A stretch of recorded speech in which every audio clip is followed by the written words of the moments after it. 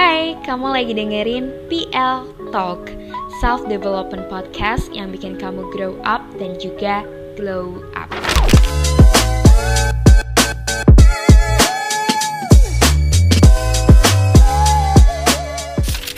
Ya, podcast ini cocok buat kamu yang suka mikir, suka ngerasa, dan suka nyari makna dari hal-hal kecil yang sering kita anggap sepele.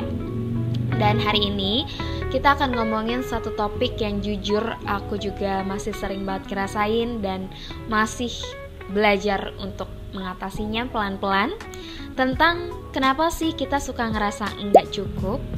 Entah itu gak cukup cantik, gak cukup ganteng, gak cukup good looking, gak cukup pinter, gak cukup produktif, gak cukup menarik, gak cukup ini itu, gak cukup lainnya, bahkan sampai gak cukup layak buat dicintai. Pernah ngerasain kayak gitu? Kalau iya, aku yakin banget kamu nggak sendirian di sini. Pasti banyak banget yang sedang merasakan hal itu. Karena kadang nih ya, kita dari bangun pagi aja, ya, atau bangun siang atau bangun sore, itu udah langsung ngerasa kalah ya. Padahal belum ngapa-ngapain gitu. Kita baru buka Instagram, TikTok, Twitter, dan tiba-tiba kelihatannya, merasanya hidup orang lain jauh lebih baik. Ya, kita lihat orang-orang upload foto liburan, naik panggung dapat achievement, ya, dapat kerjaan baru, dapat kesempatan ini itu, punya pasangan romantis. Sementara kita sibuk scrolling dan ngerasa hidup kita stuck, kita jalan di tempat, ya. Padahal nih ya, yang kita lihat itu cuma satu frame dari ribuan detik hidup mereka. Bayangin Instastory itu cuma 15 detik ya. Tapi otak kita tuh gak bisa bedain. Dia langsung narik kesimpulan mereka lebih berhasil, aku kalah. Padahal ya, tadi yang aku bilang 15 detik di antara jutaan ribuan detik hidup yang kita lalui. Nah, ternyata fenomena ini tuh ada sebutannya, namanya social comparison bias. Dan ya itu tadi, makin kita sering scrolling, kita tuh makin terjebak. Padahal kenyataannya ya, semua orang itu ya lagi berjuang kok. Hanya saja nih ya, mereka itu gak nunjukin semuanya, gak nunjukin prosesnya, gak kasih tahu gimana susahnya mereka, ya. Dan rasa nggak cukup ini emang seringkali itu datang dari standar eksternal yang udah kita serap sejak kecil, yang udah kita rasain sejak kecil ya. Mungkin dulu kalau masih sekolah gitu, kalau misalkan anak-anak yang ranking 1 juara itu berarti dia pintar. Padahal ya belum tentu, mungkin passionnya itu bukan di bidang akademik, bisa di bidang lain. Atau mungkin kalau dari kecil kulitnya putih, cerah, itu berarti cantik. Padahal kulit Indonesia itu beragam ya.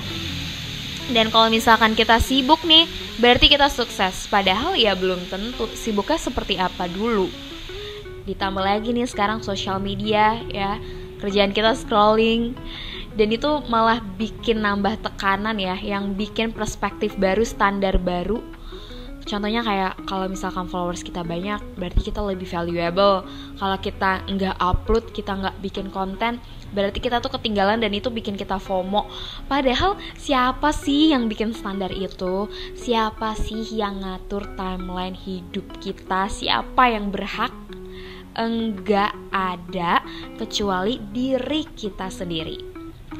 Iya, tapi standar-standar tadi emang gak bisa dipungkirin sih ya, bikin kita tuh keburu percaya gitu bahwa pencapaian itu sama dengan nilai diri, achievement sama dengan value. Padahal ya nggak kayak gitu konsepnya. Dan ngomongin rasa nggak cukup nih, yang paling berbahaya ya dari rasa nggak cukup itu impactnya bisa bikin kita stuck. Nah loh, udah kita mah ngerasa nggak kemana-mana, terus bikin kita tambah stuck. Karena ya itu tadi, kita tuh jadi takut nyoba, takut gagal, takut malu, banyak takutnya. Karena apa? Karena kita ngerasa belum layak buat dapetin sesuatu, ya. Karena bisa jadi kan kita jadi mikir, aku mau apply ini, tapi kayaknya belum layak nih, belum capable. Gue mau sih tampil, tapi kayaknya suara gue gak sebagus mereka. Gue mau sih mengeluarkan ide-ide gue, tapi memang gue siapa? Ya kan? Gue mau sih bikin ini, jualan ini, bisnis ini, tapi siapa yang mau beli? Aduh, pokoknya banyak tapinya 1000 tapi. Yang akhirnya ya udah kita mundur duluan sebelum mulai. Sebelum perang kita tuh udah kalah duluan karena sifat dan rasa nggak cukup ini.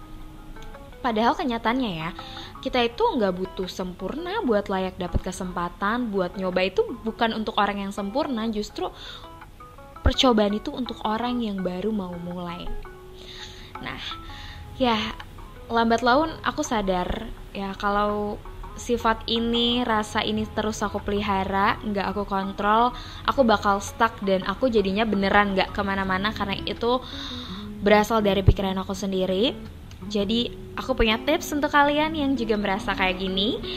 Sebelum ngelakuin tipsnya, yang pertama itu harus sadar dulu nih bahwa rasa enggak cukup itu sebenarnya valid ya. Itu bukan kelemahan, tapi itu sinyal bahwa kita tuh punya self awareness, punya kesadaran diri yang tinggi. Kita mau berubah, kita mau menjadi lebih baik. Nah, tapi jangan biarin perasaan itu yang pegang kendali. Kalau kita udah menyadari hal ini, baru kita bisa masuk ke tips yang pertama, yaitu kurang-kurangin deh, stop bahkan ya konsumsi perbandingan yang enggak sehat, yang enggak apple to apple, yang garis startnya aja tuh udah beda ya.